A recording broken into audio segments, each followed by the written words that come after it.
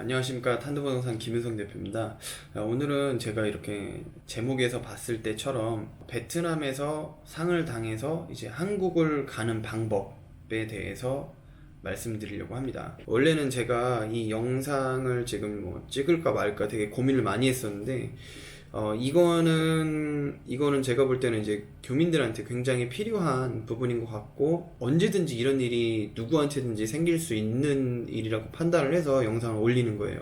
사실 제가 지금 영상을 지금 찍을 상황이 안 되는데 지금 영상을 찍는 거고요. 일단은 제가 이제 저희 장인어른이 소천하셨어요. 그래가지고 이제 얼마 전에 이제 한 토요일날, 저번 주 토요일날 이제 소천하셔서 바로 이제 일요일날 갈까 월요일날 가야 되나 이런 생각을 하고 있었는데, 코로나 때문에 지금 결과적으로 이제 저는 못 갔어요. 저는 여기서 일이 있고 지금 상황상 못 가는 상황이라서 못 가겠는데, 갔다가 다시 여기를 언제 돌아올 수 있을지가 몰라서 저는 못 갔습니다. 여기서 하는 일이 있고 부동산도 해야 되고, 제가 없어지면은 여기서 이제 많은 일들이 더 커지기 때문에 못 갔고, 일단 저희 아내와 그리고 저희 아이들 둘이 지금 갔는데, 정확하게 제 상황을 말씀을 드리자면은 많은 분들이 아마 저와 같은 경험을 하셨을 거라고 봐요. 제 주변에도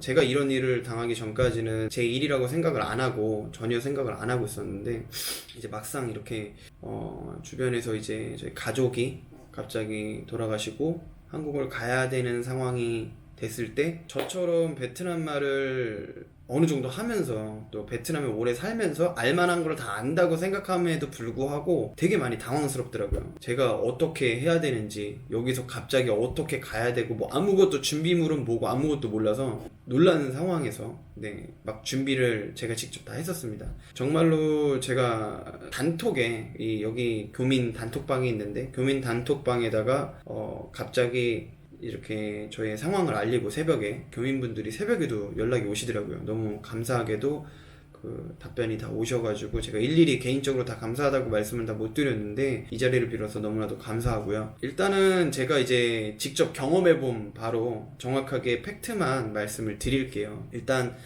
한국을 가실 때 여기서 갑자기 누군가 상을 당하셔가지고 베트남에서 무조건 가셔야 되는 상황이다 라고 하시면요, 일단 첫 번째로 하셔야 되는 거는 일단 비행기 티켓을 당일로 끊으셔야 되세요. 저녁에 당일로 일단 끊으시고, 그 대신 비행기 티켓을 끊으실 때 변경이 가능하게끔 내일이나 모레나 변경이 가능하게끔 끊으셔야 되고요. 지금 여기 현재 베트남 호치민을 기준으로, 호치민에서 한국을 가는 비행기가 저녁에만 있어요. 지금 아침에나 다른 날은 없고. 그럼 저녁에 있으면 부고를 듣고 나서 다음 날이면 2일이고 그 다음 날이면 3일인데 3일에 보통 발인을 하잖아요. 그리고 입관을 보통 이제 다 하신 다음에 발인을 하시는데, 저희 같은 상황은 이제 토요일날 부고를 듣고 일요일날 만약에 나가면 입관도 못 보고 그냥 이제 발인만 해야 되는 상황이 된 거예요. 그래서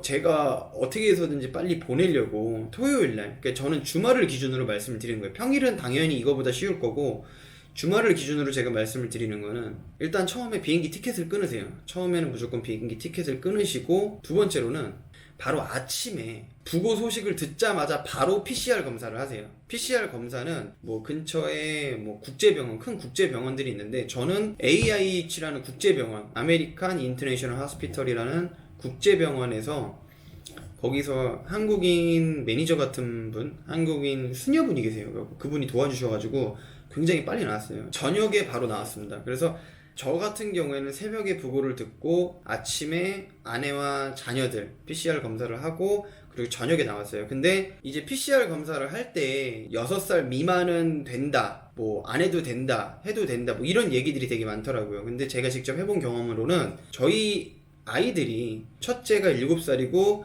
둘째가 5살이에요. 한국 나이 기준으로. 근데 둘 다 했습니다. 둘 다 했고, 코로 이렇게 이쪽으로 넣어가지고 이렇게 PCR 검사를 하더라고요. 아이들도 똑같이. 입으로 한다는 소리 들었었는데 일단 이렇게 코로 넣어가지고 다 했고요. 아이들이 하기 싫어했었지만 어쩔 수 없이 해야 되는 상황이라서 그거를 해야 되고요. 그래서 PCR 검사를 한 다음에 그거를 사정을 얘기를 하시고, 지금 뭐 지인이 돌아가셨다거나 아니면 뭐 가족이 돌아가셔서 꼭 가야 된다라는 그 상황을 절실하게 설명을 하셔야 돼요. 안 그러면은 이게 그냥 이제 검사하시는 분하고 그 결과물을 채취하시는 분하고 또 보고서를 갖다 주시는 분하고 다 다릅니다. 부서가 다 다르고. 그렇기 때문에 정확하게 이러이러한 상황 때문에 오늘 무조건 가야 됩니다. 뭐 내일 가야 됩니다. 그래서 이렇게 PCR 검사를 이렇게 해야 됩니다.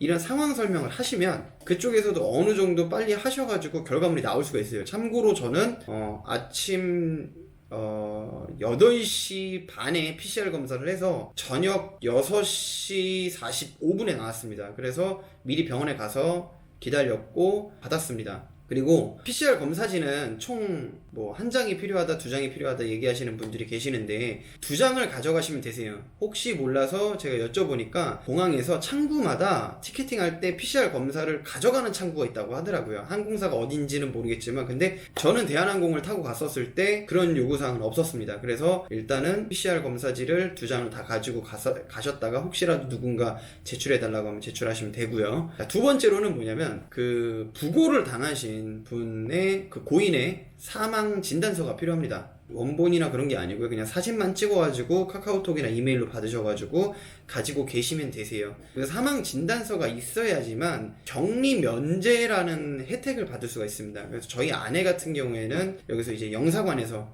영사님한테 진짜 토요일인데도 그 영사님이 나오셔가지고 제가 영사관에 직접 가서 그 격리 면제서를 받았어요. 근데 격리 면제서를 받았는데 일단은 제가 이제 너무 두서없이 얘기하는데 첫 번째는 일단 비행기 티켓을 먼저 끊으셔야 되고요. 자, 그리고 두 번째는 아침 일찍 가셔갖고 혹은 부고를 받자마자 바로 PCR 검사를 받으시는 게 좋습니다. 그리고 세 번째는 일단 영사관의 비상연락망이라고 있습니다. 영사관 비상연락망이라고 있는데 이 비상연락망에다가 전화를 하셔가지고 이러이러한 상황을 말씀을 하시고 양해를 좀 구한다고 하시고 토요일이든 일요일이든 그 비상연락망을 통해서 말씀을 하시면 충분히 그 영사님들이 오셔가지고 그 사인을 해주세요. 그리고 뭐 상황상 가족이 돌아가셔가지고 이제 바로 가봐야 되는 상황에는 일단은 격리 면제서를 좀 작성해 주세요 라고 하시면 격리 면제서를 작성을 해줍니다.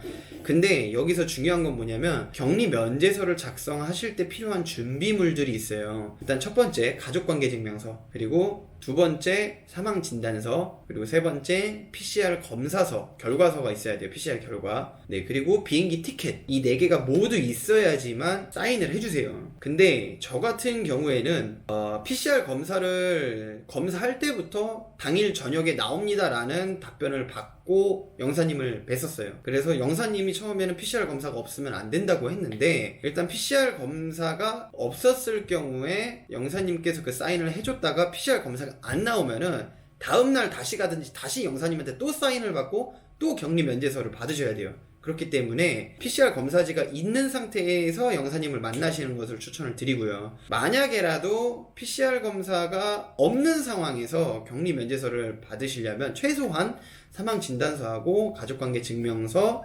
그리고 비행기 티켓이 있으셔야 됩니다. 그래서 영사님한테 그런 부분들도 잘 설명을 해서 뭐 진행을 하셔야 될 것 같고요. 뭐 공인인증서에 뭐 액티브엑스에 뭐 등등등 뭘 막 이렇게 깔아야 되는 것도 많고 너무 할 게 많더라고요.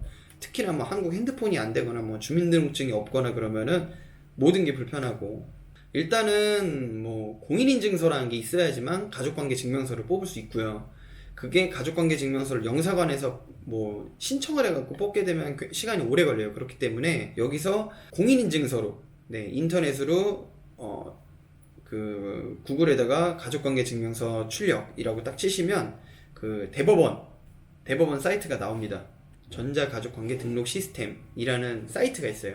거기서 이제 출력을 하시면 됩니다. 출력을 하시는데 공인인증서도 있으셔야 되고요. 뭐 핸드폰 번호나 이런 것들이 좀 필요하세요. 그래서 회원가입을 바로 하신 다음에 진행하시면 될 것 같고요.